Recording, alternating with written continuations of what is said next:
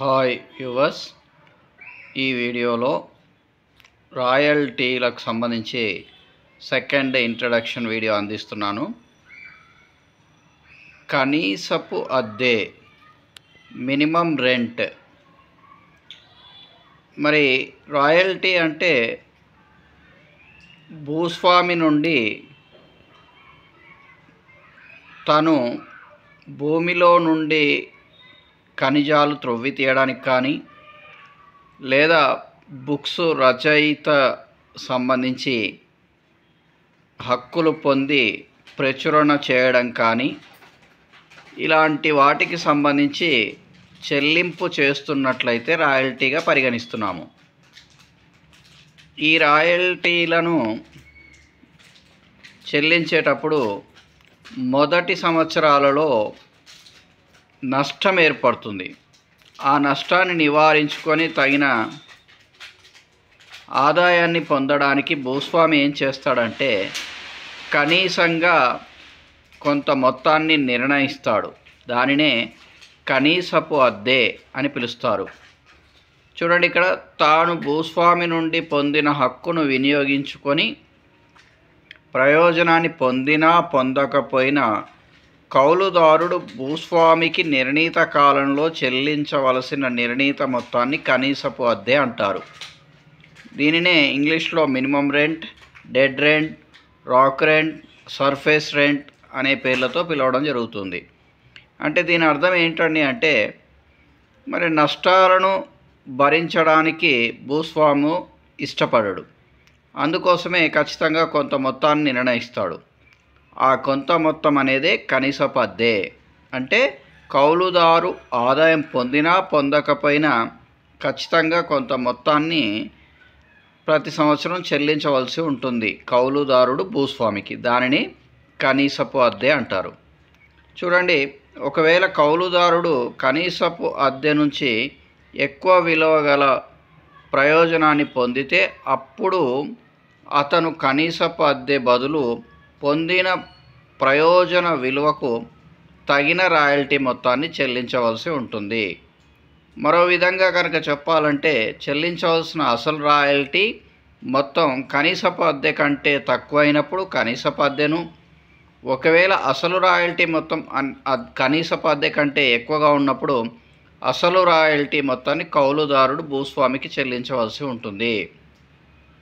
సాధారణంగా కౌలుదారి ఒప్పందంలో అలా రాసుకొనడం అనేది సహజం. అందుకే కనీసపు అద్దె, అసలు రాయల్టీలలో ఏ మొత్తం ఎక్కువగా ఉంటే ఆ మొత్తాన్ని కౌలుదారుడు భూస్వామికి చెల్లించవలసి ఉంటుంది. చూడండి, మరి కౌలుదారుడు తను ఎక్కువ మొత్తాన్ని పొందలేనప్పుడు కనీసపు అద్దె భూస్వామికి చెల్లించాలి.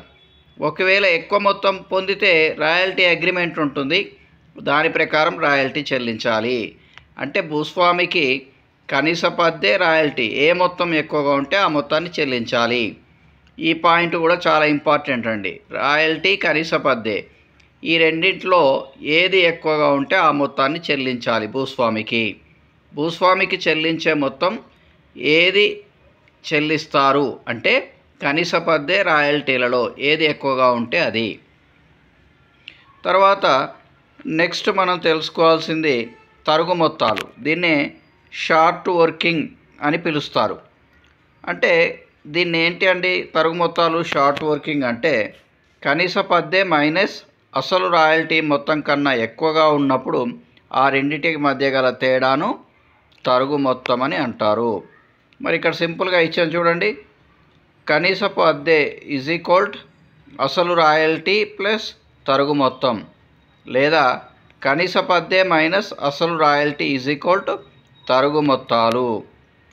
తరుగు మొత్తాలు కౌలుదారు పుస్తకంలో డెబిట్ నిల్వను, భూస్వామి పుస్తకంలో క్రెడిట్ నిల్వను చూపుతుంది.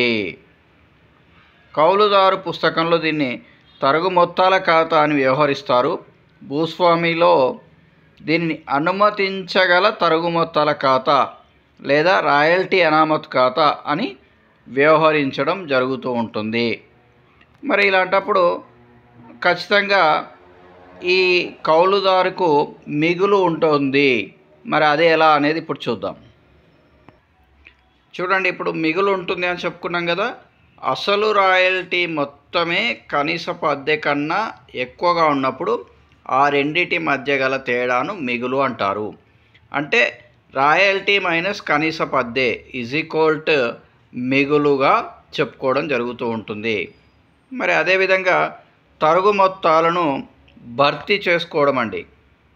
రికూప్మెంట్ ఆఫ్ షార్ట్ వర్కింగ్స్ అంటే ఖచ్చితంగా ఏదైనా ఆస్తిని కౌలుకు తీసుకున్నప్పుడు ప్రారంభంలో కౌలుదారుడు దాని నుండి పొందే ప్రయోజనం సాధారణంగా తక్కువగా ఉంటుంది. అప్పుడు లెక్కించిన అసలు రాయల్టీ మొత్తం కన్నా కనీసపు అద్దె ఎక్కువగా ఉండవచ్చు. ఫలితంగా తరుగు మొత్తాలు ఏర్పడవచ్చు. కాలక్రమేణా కౌలుదారుడు పొందే ప్రయోజనం ఎక్కువ అవుతుండడం సహజం. అప్పుడు అసలు రాయల్టీ కనీసపు అద్దె కన్నా ఎక్కువ ఉండవచ్చు. అప్పుడు మిగులు ఏర్పడవచ్చు. అలా ఏర్పడిన మిగులు మొత్తాన్ని లోగడ ఏర్పడిన తరుగు మొత్తాల ఒప్పందం ప్రకారం తిరిగి పొందడానికి వినియోగించడాన్నే తరుగు మొత్తాల భర్తీ అని అంటారు.